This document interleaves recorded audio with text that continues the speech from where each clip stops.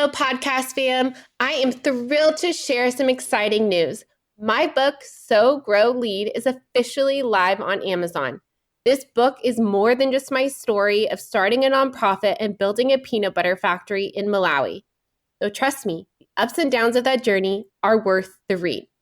It's also packed with practical strategies to help nonprofit leaders like you tackle challenges with clarity, courage, and a whole lot of heart. If you've ever wondered how to turn your vision into reality, navigate the inevitable hurdles, and build something meaningful, whether in your organization or in your own life, this book is for you. I'd be so grateful for your support in spreading the word. Grab your copy of Sow, Grow, Lead in the show notes and on Amazon today. Let's keep sowing seeds of impact together.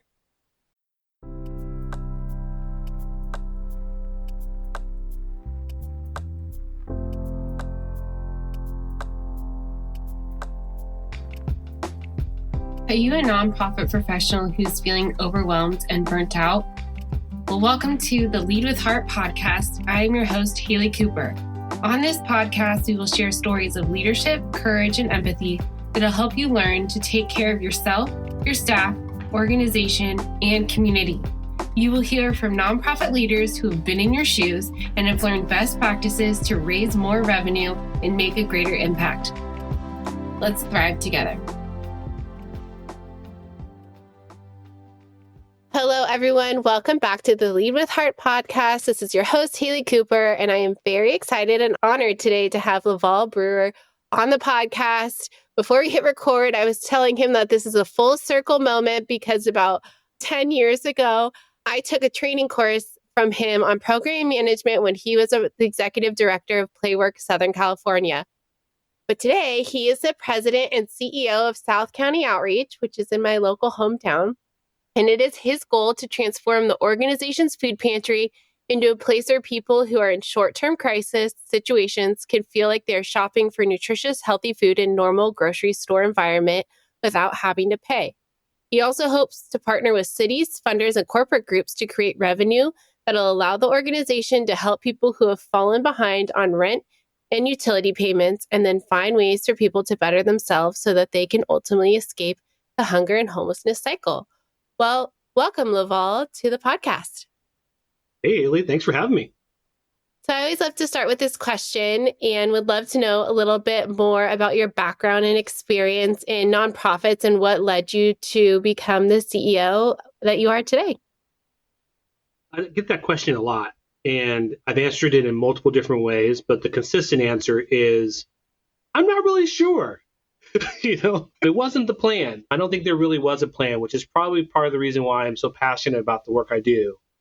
In that, being a young Black high schooler who didn't really know what college looked like or how to get there, but had a committed family who would support me in getting there wherever I could, and just being lucky and having God place me in the right place at the right time consistently allowed me to start in the nonprofit world back in 1986 and work my way up and through multiple levels of leadership through the YMCA to eventually becoming an executive director who didn't have a degree, by the way, and learning how to continue to grow the work that I do and the people around me, and then served as an executive director of Playworks, as you talked about, worked with 1OC for a while as a consultant, and now landing here at South County Outreach, which was probably my second most purposeful job. The one that I actually said, I want to do that.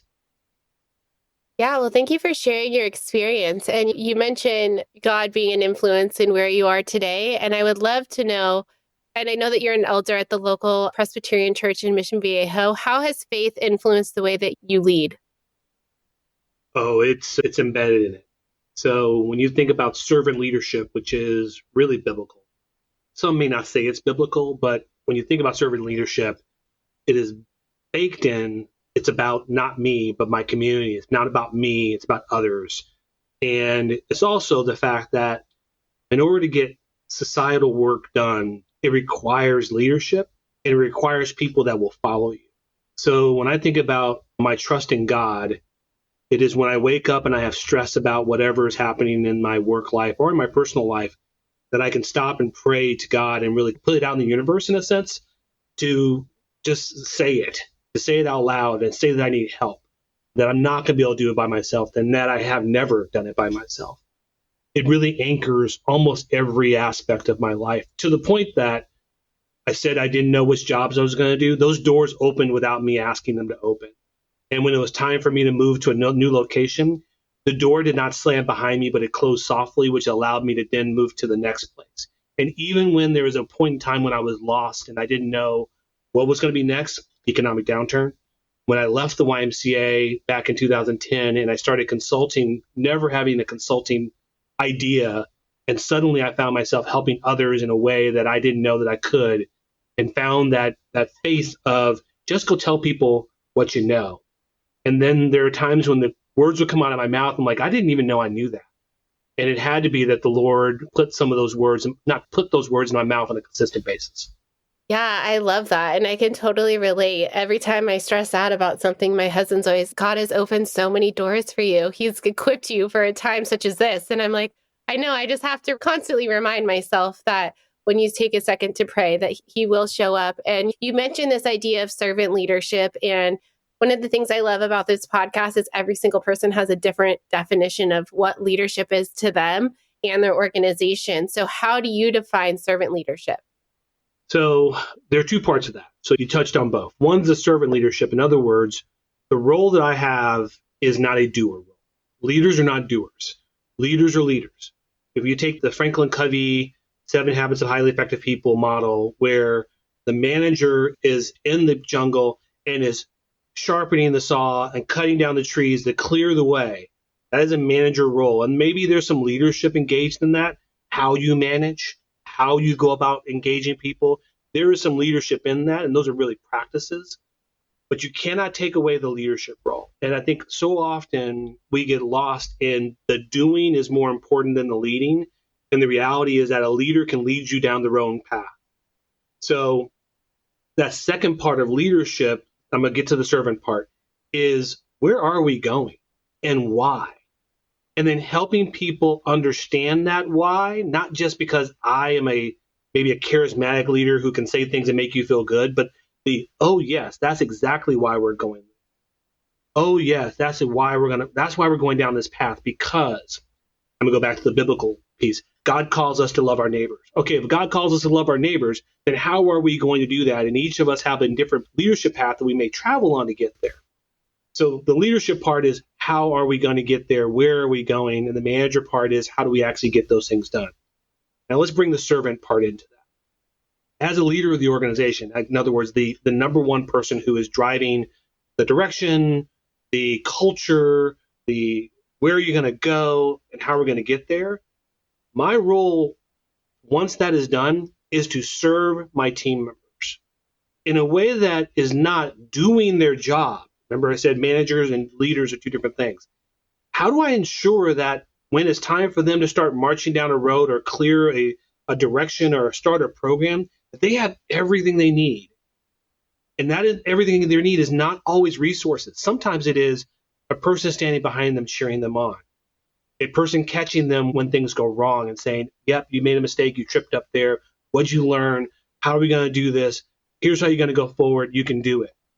Really being engaged in making sure that the people that are with me on my team have everything they need, and including maybe I'm doing things for them personally so that they can then do things for others so that they get the work done.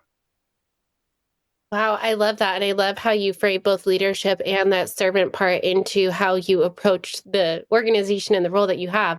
And I know when you came into South County Outreach, you were really adamant about building a team around you that would support you. Because like you said, leadership is not doers. And so you were adamant about hiring a team. So how did you go about approaching finding people that could fill the roles that you needed to fill? So a couple of things. One, I recognize that I'm not going to do it all.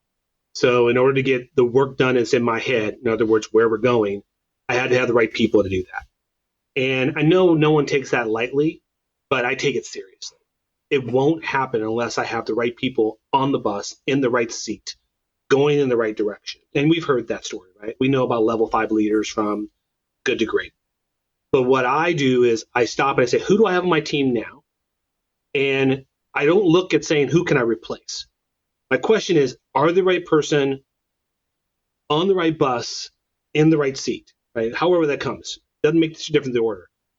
And if they're the right person on the right bus, but they're in the wrong seat, then we start saying, okay, how do we move them around? How do we make things happen? And that's where I might dip from leader into manager for a little while so that I can help them get into the right seat. If they're not on the right bus and they're not in the right seat, then I help them find the right bus and the right seat for them. And it's critically important to do that for your organization. You are not allowed as a leader to let the wrong person on the wrong bus in the wrong seat continue to be in your organization, because there's two things. It's miserable for them because you're going in a direction and they're not getting there.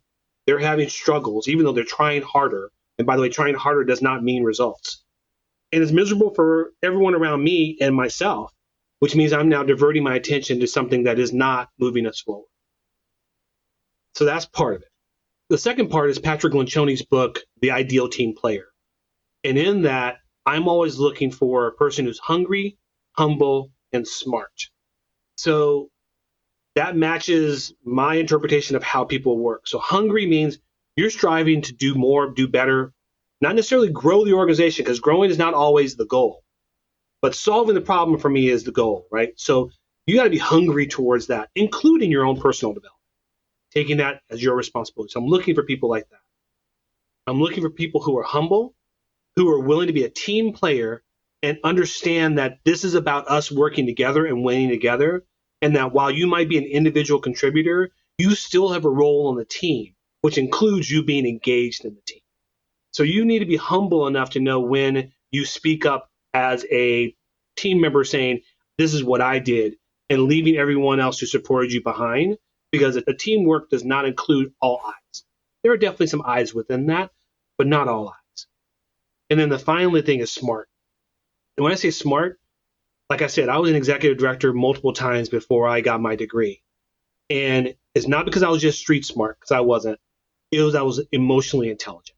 That I understood what was happening around me, that I can see how people's emotions were happening.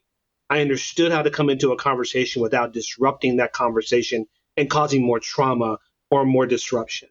So all those things about being smart as a member of the team are critically important to being on our team. So with that, I just started looking for people I knew who met those goals, and I'm lucky to have a good network.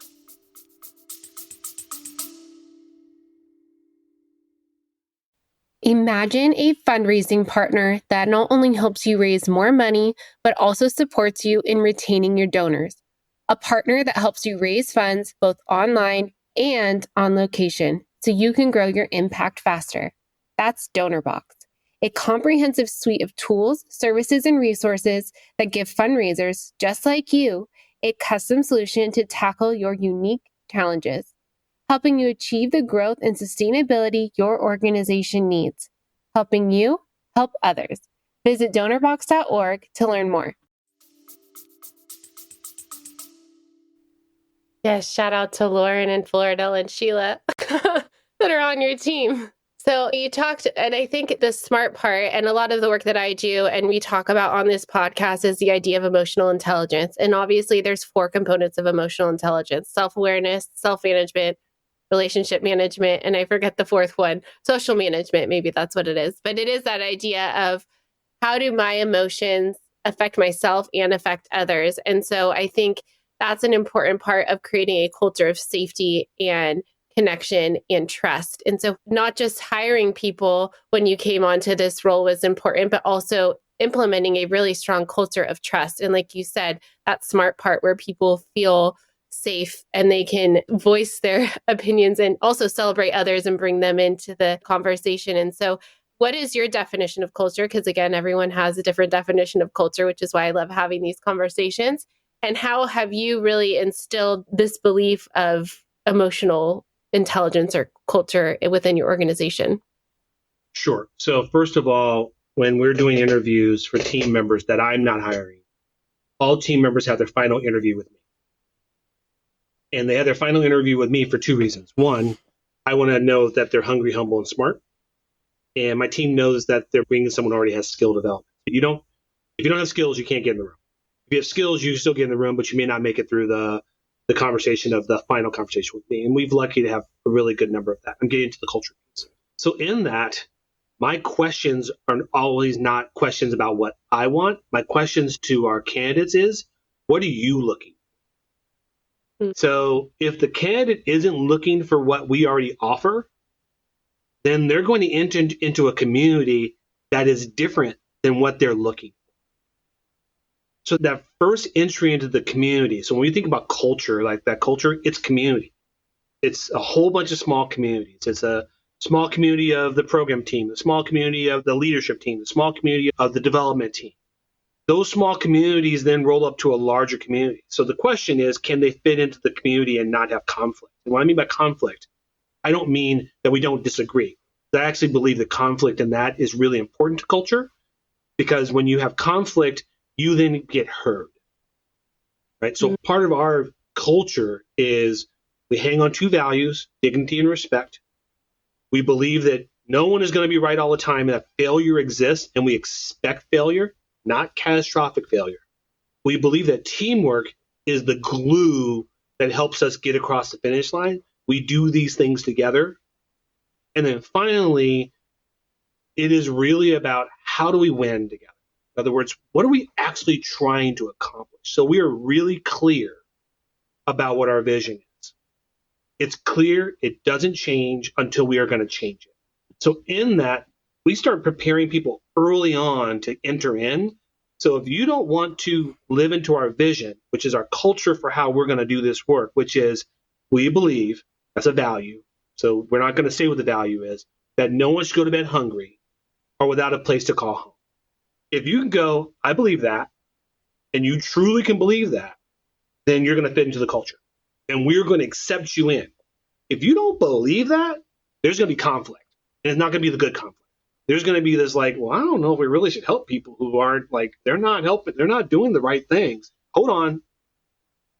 Maybe they're not doing the right things, but that doesn't mean that we're not going to help them, right? So we don't bring anyone into that culture that isn't going to fit into what we're trying to accomplish. Yeah, I think that's so important. Yes, you did. I think that's so important.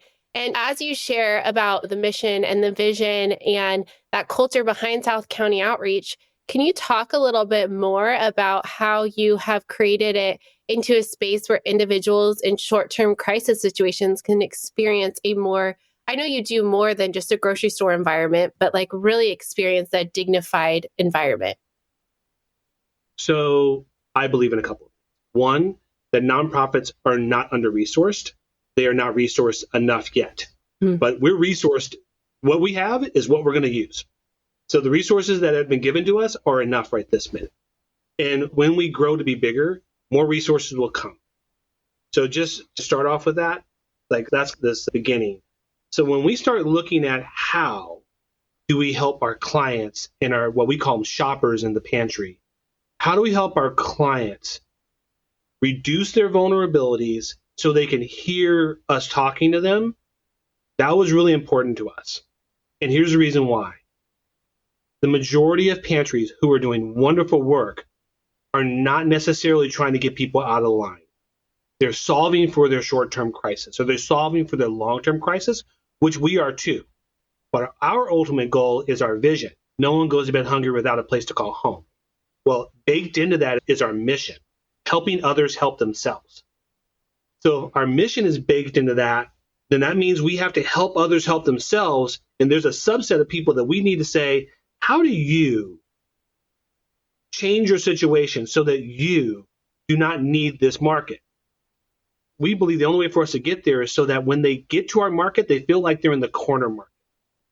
They feel like they're in a market where they're the owner or the cashier knows their name and says, "How are your kids?" When you're staying in line and the cashier's talking to somebody else and you just want to get out, but that cashier is spending like a couple extra minutes with that person in front of you, and they're just having a warm community conversation, and you're like, I just need to go. Just need to leave. Well, the difference in I just need to have a transactional relationship back and forth and this more communal connected relationship For us is when someone then goes, hey, I saw that there's this class on financial literacy or financial management. Can you tell me more about that?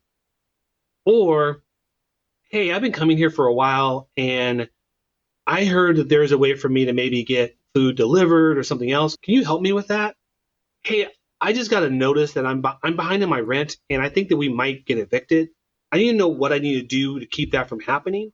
Those are very vulnerable conversations that require the ability for the client or the shopper to feel so emotionally safe that they can have them with, especially at volume. Now, I got to admit, we're not completely where we want to be as it relates to that connection with people, but we're close. We're on the road to where people go, hey, I need some help. And that is a very hard thing for us to do, especially in South Orange County. Saying that I need help in this way is sometimes admitting that you didn't do something right, which is not necessarily true. I'm not saying that that's what it is, but it's so hard for middle class families who are right on the edge and individuals to say, I need your help. So that's really what we're trying to accomplish. Yeah, I love that. And I think food is a great way to break down that barrier. When I worked at PB&J, our mission was peanut butter and Jesus, and we wanted to go into the communities to preach the gospel. But we realized we can't talk about Jesus without serving people first and giving them their most fundamental basic need, which is food. And so we use that as a way to build a bridge and be able to start those conversations and listen to the community and what they needed. Because if we just went in and said, you need peanut butter and you need Jesus, that's not what they needed. And I think so important to listen to the community. And so how have you instilled some of those practices to listen to what the community actually needs and then transform some of your programs to meet those needs? So a couple of things that we have figured out is that, and you're right, especially the biblical connection to a table and being around the table and food, especially when you think about children who don't have any control over their established of their life. It is the parent. So making that parent feel like they don't have to stress about their child eating and going to bed hungry or going to school hungry or not having a roof over their heads, you got to solve for that first. If you don't solve for that first, if it was me and I'm a believer, I'm like, yeah, Jesus, Lord, God, help me out. I need your help. At the same time, about 2 minutes later, I'm hustling, right? So I'm hustling to try to get to that next space. So in that, for us, it is really about just making the space available. So treating people like they're humans, like they're adults, is one of our core, it's not a value we call, it's a practice. So we treat people like adults. And when we treat people like adults, that allows them to then have an adult conversation with us. And having that adult conversation with us is where we then find the places where we can help others have resources to get where they desire to go. Yeah, I think that's so important. And I love how you frame that. And I loved what you said a little bit earlier about nonprofits aren't under-resourced. And I think more people are realizing that about like the scarcity mindset and not being stuck and we don't have enough resources to act now and be more proactive. And so how do you at South County Outreach work with partnerships, whether it be cities, funders, or corporate groups, to help carry out the vision that you foresee? Sure, I can give you 3 clear examples. The first is food related, and that is we see Second Harvest as more than a partner. We see them as a critical partner. Second Harvest, Orange County Food Bank, Abound Food Care, we see them as critical partner. So in that critical partner, we don't see it that they're sending us food. We see that we're working with them to help distribute food in a way that is equitable within our community. So I don't see Second Harvest as you have to give me food, I need you to give me food. We see it as how do I help you help me? In our partnership, it is win. Stephen Covey, all day long, it is win. To the point that we will bend over backwards for partners if we have the ability and the resources so that they can help us. Or so that they can help reach our vision, which may not even help us. It might help someone else. So that's one. The second is, I'll give you 2 examples, Public Law Center and Bracken's Kitchen. We recognize that for eviction prevention, there are times when a client needs legal resources and they can't afford those legal resources, but they don't know the Public Law Center exists. So we have actually had Public Law Center out at our location for several months, just talking to clients about what services are available to them so that they would know if they ever needed them, that's a place for them to go. And they're not here all the time, but it gives our clients the ability to go, oh, okay, so this organization is doing that? Yep, sure. Bracken's Kitchen, Bill and the Bracken's team, we have a refrigerator dedicated just to them. And now here's the thing about that refrigerator. We go and pick that food up. We drive from Irvine to Garden Grove, and we pick up that food, and we're happy to do it. We are joyous to do it because it makes it possible for Bill and his team to do the work, but it also makes it possible for us to democratize our grocery products so that if I can get a freshly made meal that has low sodium, no sugar, and fresh ingredients, why can't my clients have the same thing? And while Bill can't provide us with all the food we want for that process, he does make it easier for us to live into our mission. But here's the thing. I talk about Bill all the time. If I'm with a funder, I go, that's the Bracken's Kitchen refrigerator. With a funder. I'm not afraid to say to a funder, you need to fund them because they're doing good work. And why are they doing work? Because they're sending me food. They're sending me food. That means I have more resources.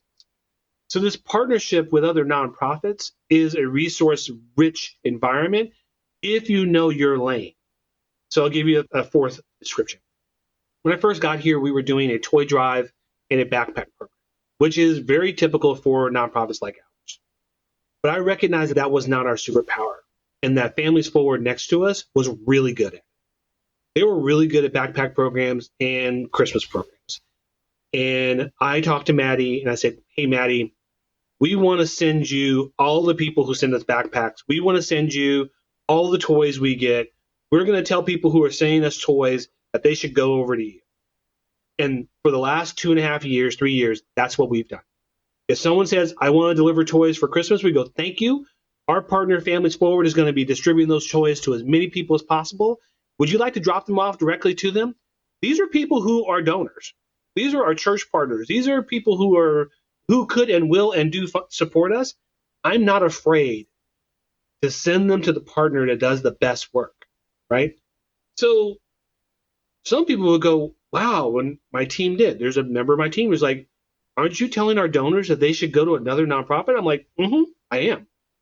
Because they're going to maximize that gift, and we are going to just work harder. And while working harder is fine, not part of our culture. Working harder is not part of our culture. Working smarter, doing it well, staying in our lane, achieving the goals that we have in place, that's what we stay focused on. That's why we're resource rich.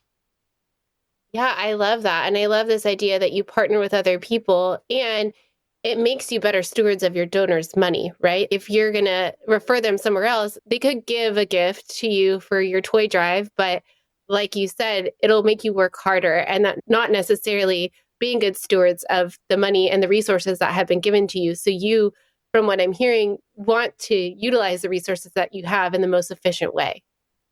That's correct. And then those resources that belong to others, we give them to others. Yeah, I love that. And I think something else that you said that was really important is staying in your lane. And I know that mission drift can be a huge thing for nonprofits where a funder that wants to give to you and now you're referring them to Bracken's Kitchen or somewhere else that they should fund as well.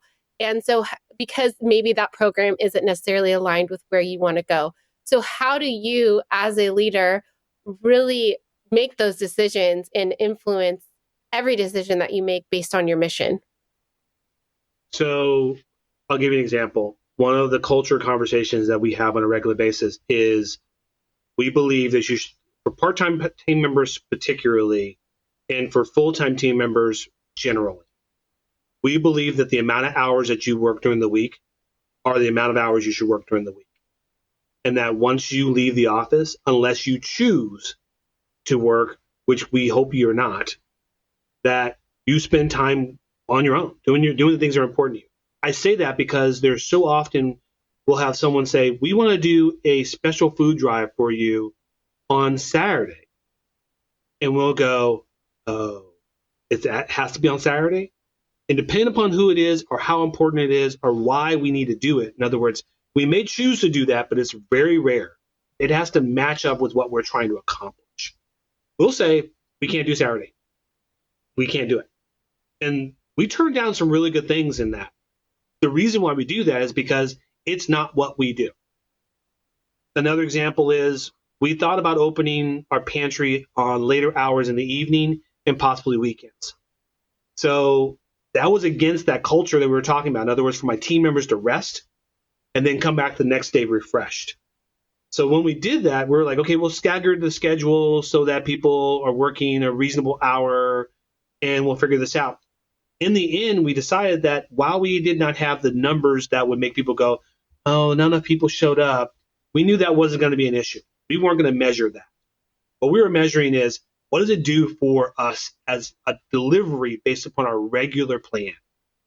It disrupted the delivery of our regular plan.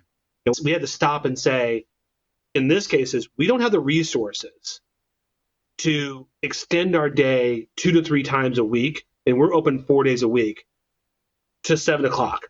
We don't have enough ability personally, a personal resource, to actually deliver upon that. And we had to step away. And we had to say, we are not able to do that. And as much as that would be a blessing to families in our community and those who are hungry, it wasn't something that we could figure out how to make happen. And we saw it as mission drift. Because if we're going to do that, then we'll do other things, right? Then we'll do other things. An example is we've committed to a client choice pantry. So the only reason why we're going to engage in a box delivery pantry, in other words, someone comes up, we hand them a box of food that they didn't choose, was because someone else was doing it and we were supporting them. Because we've determined that this is how we do our work. And if we add in a second process, which we think might get more people or might have greater impact, we have to stop and say, is that really what we're trying to accomplish if we're trying to have a personal relationship with our clients? This does not enable us to have a personal relationship with our clients. And while it will feed more people, and that is good, it is not in alignment with what we're trying to accomplish. Wow, that's amazing. And I think it's something that you said earlier, too. Even if you close those doors softly, I'm sure with that abundant mindset, there are unlimited resources or more will show up because you are so committed to your mission and you're committed to your values and the way that you show up for your community and building those relationships. And I think having that mindset will allow people, more funders to come in, more donors to see like the value in what you're offering. Because while the numbers might not be there like most people want, you're actually making a greater impact because you're investing in the mission and what you set out to do. I hope that's the truth. So as you work towards your goals, what role do you see community engagement playing in the overall success of South County Outreach's initiatives? It's a vital role. So similar to our partnership guideline, we have these guiding principles. Partnerships is one of them. Community outreach is another. It's vitally important. And here's where we have to be careful. What I mean by that is when we're telling people about the work of South County Outreach, are we telling people so that they will then have a engagement with us, which is something we want to do? Are we telling people because we want them to know and be informed, which is something we want to do? Are we telling people because we want to make sure that the people who need our services have the largest group of people available to support them that we could possibly have? In other words, when my wife says to me every once in a while, hey, you got another reference on Nextdoor, when someone said they don't know where to get food, and on Nextdoor someone said, you should go to South County Outreach, they'll help you. I go, community engagement, that's working. I don't say that actually, but that's what we see. Now, the funder in me says, I hope that same person that referred them is going to resource me in some way, shape, or form. And I believe that they're probably going to resource me because they've already said that this group is going to help them, and they want to make sure that group that they said is going to help them is actually there to do it. So it's not a ploy. It is truly an abundance conversation of, I believe if you tell people that they can get help from us, that people will get help from us, and someone will provide us the resources to provide that help. Yeah, I think that's so important, and how you really embody this idea of an abundance mindset Is there anything else that you want people to know about your organization and the work that you do? No, not really. We feel like we're an open book. We feel as though we are palms up, embracing type of organization that if you want to know more about us, you just ask and we're going to tell you. But we're also going to just put it on the table so you can see it loud and clear. And I'll give you an example. Going back to that community engagement you just talked about. The one thing I will do, and I'm the only one who does this, is if a pastor says, I want you to come on Sunday and talk to my congregation, I'm like, what time do you want me to be there? And when I go there, I don't say, because of you help South County Outreach, we helped X number of people, blah, blah, blah, blah, blah, blah. I say, I am so happy that your congregation cares so much about your community and that you are willing to go out and ensure that every one of your neighbors has what they need so that they can be as strong in our community as they possibly can. The key is we're a community-based organization who is here for the community only. That's the only reason why we exist, is to support the community. So that's first. Every small community that builds up into a large community around us, our goal and objective is to make them stronger and more vibrant and to reduce all the pain that comes from poverty and low-income issues and lack of knowledge. That's us. That's so good. I love that. I love the community-based mindset that you have and the way that you present that to organizations and the community. So, LaVal, if people want to follow you or your work, where can they find you? Well, you can always find South County Outreach easily on our website, www.scomcatoscar-oc.org. Our Instagram and LinkedIn and Facebook handles are on that page. You can always find that. And if you're looking for me on LinkedIn, which is probably the best way to find me, LaVal Brewer, you'll find me. Well, we'll make sure to link to that all in the show notes. Thank you so much, LaVal, for having this conversation with me. Thank you for spending time with me. It makes me feel great to know that you're interested in some of the work we're doing.